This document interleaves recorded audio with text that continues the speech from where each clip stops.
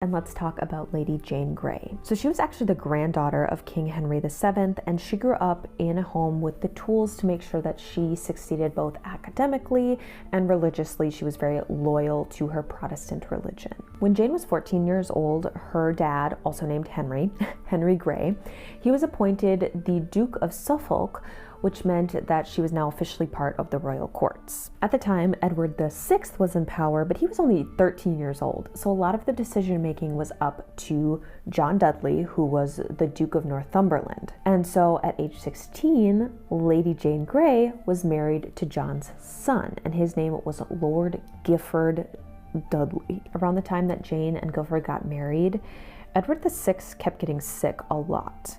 He was getting a lot of fevers and coughing fits, and so as time marched on and the future was looking kind of bleak for Edward, John Dudley realized that they were going to have to find a new successor pretty quickly. The natural choice was to have one of Edward's half-sisters take the throne, and their names were Mary Tudor and Elizabeth. But the problem with that was that they were both pretty strict Catholic, and Edward was a Protestant.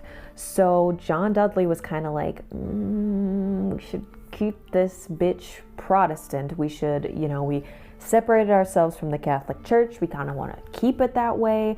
So he was kind of looking around for somebody who was Protestant to take the throne. So in something that we can see is kind of becoming a pattern, John Dudley convinced Edward to label his half-sisters as illegitimate, which left his first cousin, Lady Jane Grey, to become queen. Scandalous.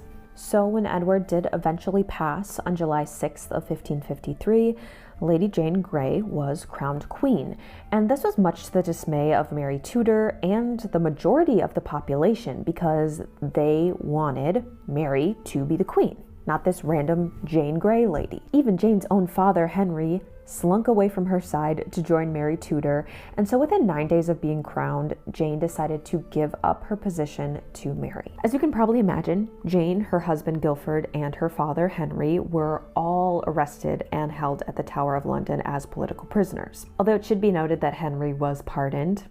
He just seems like a little snitch to me. I hate Henry Grey. All my hoes hate Henry Grey, okay? Get it straight. Jane and her husband were sentenced to high treason for going against the monarchy, even though she really didn't have any say in this. She kind of gave up her role without too much of a fight. Mary Tudor was kind of just that bitch, She was like, nah, you fucked with the wrong lady. And so they were both sentenced to death.